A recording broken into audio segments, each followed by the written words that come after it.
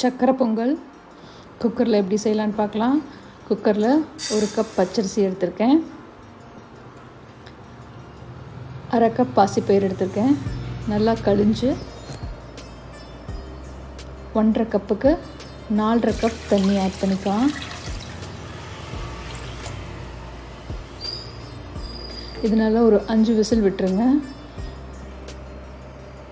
5 whistle விட்டதுக்கப்புறம் எடுத்திங்கன்னா அப்படின்னா இந்த மாதிரி கிடைக்கும்.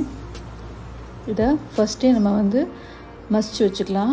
நல்லா குழஞ்சு உங்களுக்கு பொங்கல் வேணும் அப்படின்னா ஃபஸ்ட்டே நல்லா மசிச்சு விட்டுக்கணும்.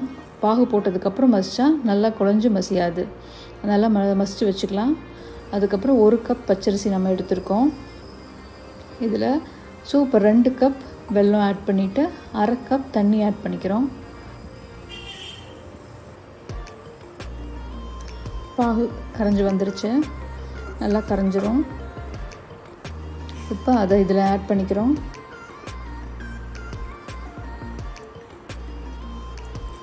இப்போ அடுப்பை சிம்மில் வச்சுக்கோங்க. நல்லா கலர இந்த மாதிரி கிடைக்கும் உங்களுக்கு.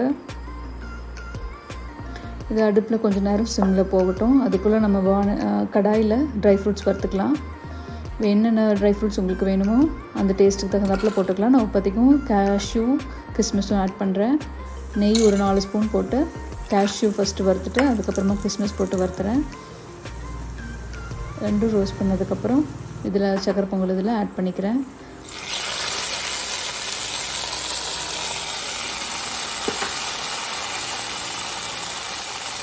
அவ்வளோதான்.